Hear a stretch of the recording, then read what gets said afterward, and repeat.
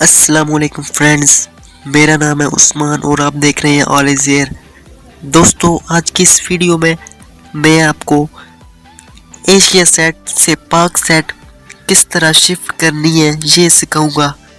तो वीडियो को पूरा देखें ताकि आप समझ सकें कि किस तरह एशिया सेट से पाक सेट पर आप किस तरह डिश को इजीली शिफ्ट कर सकते हैं, वो भी बहुत ही इजी मेथड से। तो मैं आपको ये डिश दिखा देता हूँ। ये आप देख सकते हैं डिश एंटीना को। ये अभी एशिया सेट 7 पर लगा हुआ है। तो अभी मैं आपको दिखाऊंगा कि मैं किस तरह इसको पाक सेट पर शिफ्ट करूंगा, वो भी बहुत ही आसानी के साथ। तो चलिए वीडियो की तरफ चलते हैं। मगर वीडियो की तरफ जाने से पहले मैं आप सबसे रिक्वेस्ट कर दूं कि जिन लोगों ने मेरा चैनल अभी तक सब्सक्राइब नहीं किया, चैनल को सब्सक्राइब कर दें और बेल के आइकन पर क्लिक करें ताकि हमारी हर नई आने वाली वीडियो आप तक पहुंच सके। और अगर वीडियो अच्छी लगी तो प्लीज़ लाइक कर दें। तो चलिए वीडियो की तरफ चलते हैं। तो अभी मैं इसको शिफ्ट करने लगा हूँ।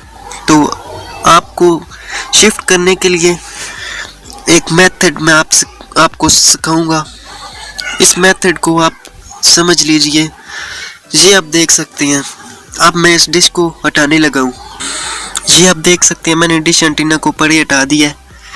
ये अब आप देखें कि मैंने जिस जगह पर डिश एंटीना को रखा हुआ था, ये आप देख सकते हैं ये निशान पड़े हुए हैं। ये आप देख सकते हैं इजीली। ये एशिया सेट हमारी एशिया सेट ये लगी हुई थी। आप इजीली इसको देख सकते हैं। ये जो निशान है ये इसकी डिश की बैक साइड थी और ये फ्रंट साइड थी। अब ये जो फ्रंट साइड है ये मेरे निशान पहले के पड़े हुए थे, क्योंकि डिश बहुत महीनों से इधर पड़ी हुई थी एशिया सेट पर। तो ये धूल मिट्टी की वजह से ये निशान पड़ गए हैं। आप अगर निशान ना डले हुए हो तो खुद भी निशान डाल सकते हैं। आपने ये निशान डाल लेने हैं। निशान डालने के बाद आपने क्या करना है, ये जो फ्रंट वाली साइड है, फ्रंट वाली साइड आप देख सकते हैं डिश का जो ये वाला हिस्सा है, ये वाली जी उसकी फ्रेम है, इसको आपने इस जगह पर लगाना है। अब आप देखें कि डिश को मैं अपने करीब ले आया हूँ और मैंने अब डिश को पीछे कर लेना है। मैं अब इसको पीछे कर लेता हूँ।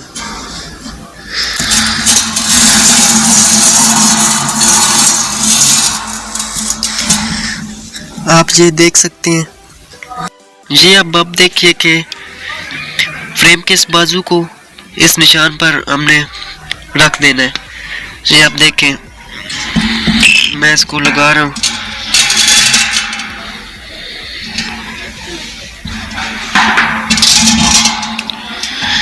ये मेरा इस जगह पर एडजस्ट हो गया है। बस ये सेटिंग थी। आपने इस साइज को बिल्कुल भी नहीं छेड़ना, इनको ऊपर नीचे नहीं करना। ये जैसे हैं एशिया सेट पर लगे हुए थे इस तरह ही रहने दें, इसको छेड़ने की कोई ज़रूरत नहीं।